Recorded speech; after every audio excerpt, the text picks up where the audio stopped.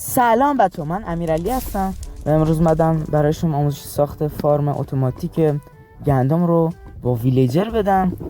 حتما تا آخر این ویدیو رو نگاه کنید. این ویدیو خیلی به دردتون میخوره و اینکه اگه این ویدیو خیلی خوب بود حتما لایک کنید، این ویدیو رو برای دوستاتون بفرستید، حتما ویدیو رو بازنشر کنید و اینکه بریم برای ویدیو.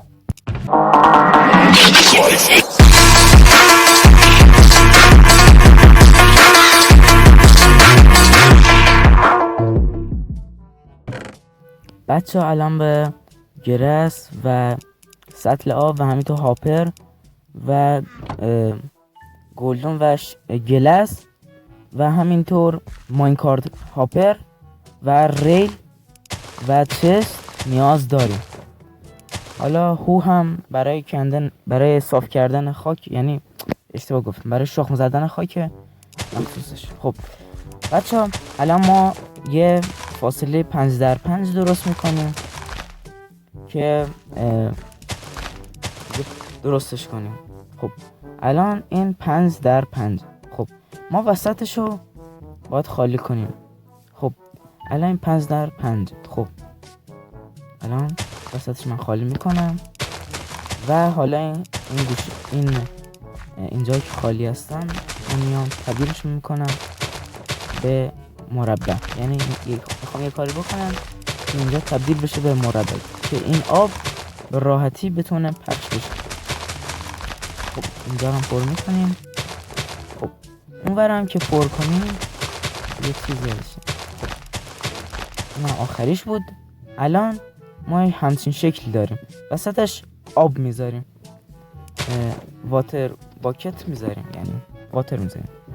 خب الان ما اول اینو میذاریم، این باید حتما بیاد روش، حواستون باشه که حتما باید بیاد روش. مال کشاورز حواسم نبود چی بود اسمش. خب گرس هم میذاریم رو سرش که ویلیجر نتونه بیاد رو سر اون، بعدش موقع خواست بیاد پایین نتونه این جایی که شخم زدیم رو خراب کنه. برای همین اون گرس رو میذاریم سرش. خب الان ما این فاصله هایی که بالا کندیم رو یعنی شخم میزنیم. الان باید همش شخم بزنیم، بعدش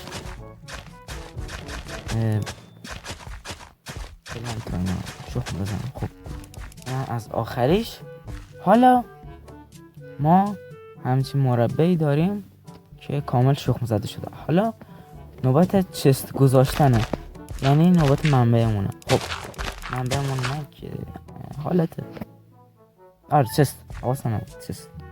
خب الان اینجا چستمون رو میذاریم، دوتایش میکنیم و میذاریمش. خب الان هاپر رو وصل میکنیم بهش، میشینیم و وصلش به بالایی. خب الان باید حداقل پشت هاپر یه بلاک فاصله داشته باشه، برای اینکه اون ویلیجری که ما میذاریم براش که بخواد جا بشه باید حتما یه بلاک فاصله داشته باشه.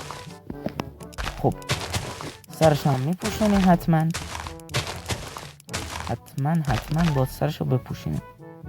خب این بالاش هم باید بپوشونیم و الان اینجا ویلیجر قرار میگیریم. ما الان باید یکی لازم من اینو امتحان کنم ببینم خراب نیست. خب حالا ما باید ریلو به این سمت بذاریم، حتما به این سمت بذاریدش وگرنه کار نمیکنه. حتما به این سمت. خب بعدش ما ماینکارت هاپر رو میذاریم و بعدش همون ریله رو میکنیمش. با دقت بدون اینکه چیزی برداشته بشه، فقط ریل رو میکنیم. خب الان ما میریم وسایل بعدی رو بیاریم. اسپام ویلیجر. حالا من چون کریتیوم اسپام ویلیجر رو گذاشتم. شما میتونید خودتون با قایق یا ریل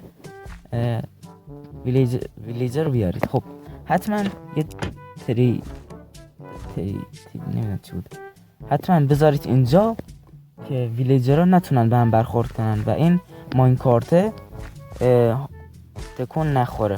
حالا من از گلس سفید استفاده میکنم واسه دورش. شما از هر گلسی که دوست دارید. من خوشم از سفید میاد واسه دورش و یه سریعش باشه.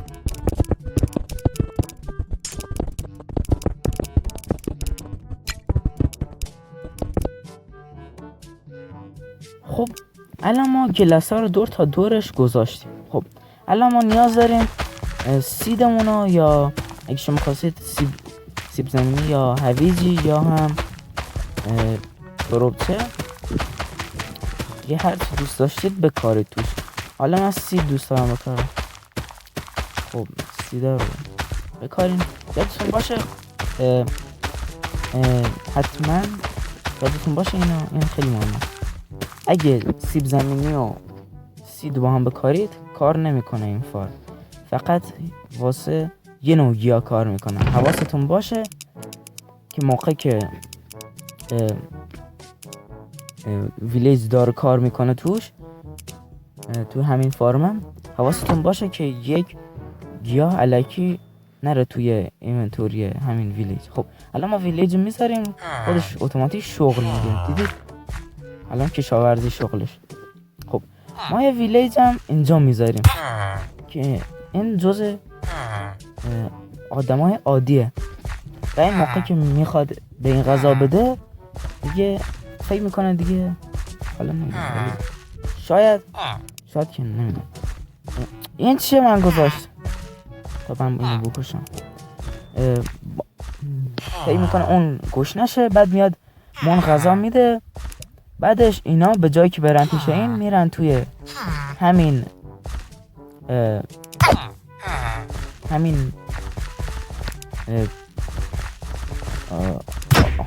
هاپرا. آره میره تو هاپرا، من کارت هاپر. بعدش میره توی چست دیگه، ما اون وقت براشون میدهیم. پس این شد دیگه فارم اتوماتیکش. خب الان من چند تا گندم میندازم واسه امتحان کردن. خب یه لازم من این کوده رو دارم. کوده اسمش یادم رفت. خب اول این گندم ها رو بدمش. خب این گندم ها واسط نگاه کن، الان میره پیشش و میوایسه. موقع که اون گوش نشد دیگه میره این گندم ها رو بهش میده، ولی به جاش اینا میرن تو مانکارت هاپر و بعد میرن توی چست و بعد ما برشون میداریم. الان این فارم نباید توش عجله کن، خودش کار میکنه. موقع که الان من اینونتوری این ویلیجر رو پر کردم چون گندم یه استک بهش دادم. الان من این 9 تا رو میندازم توی همین هاپر، این کارت هاپر. الان میبینید که میره اون پایین. موقع که یعنی مثل همینه که موقعی داره معامله میکنه گندم ما رو میندازه و بعد میره توی ماین کارت. این کارت مخال میده به این. بعد دیدید که همون 9 تا اومده. خب الان من میرم یه چند تا میرم کود بیارم که اینجا رو دیگه چیش کنم. اول یادم اینجا روشن میکنم براتون. حتما اینجا روشن کنید که زامبی یا کریپر یا هر مابی دیگه اسپان نشه. حتما اینجا باید روشن کنید. یادتون باشه اینجا باید روشن باشه. حالا من با فانوس روشن میکنم، شما با مشعل بذارید یا هر چی دوست داشتید. خب حالا من دیگه برم کودا رو بیارم. خب من الان سیدا رو آوردم، من ویدیو رو تون میکنم تا دیگه این گندما رو یه چیشون بدم.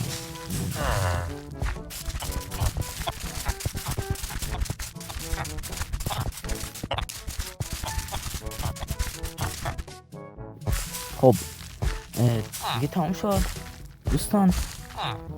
این فارم صبر میخواد. امیدوارم از این ویدیو لذت برد. حتما کانال ما رو دنبال کنید و زنگولش هم بزنید و یادتون نره حتما این ویدیو رو لایک و به دوستاتون معرفی کنید و بازنشرم یادتون نره حتما کامنت بنویسید و بای.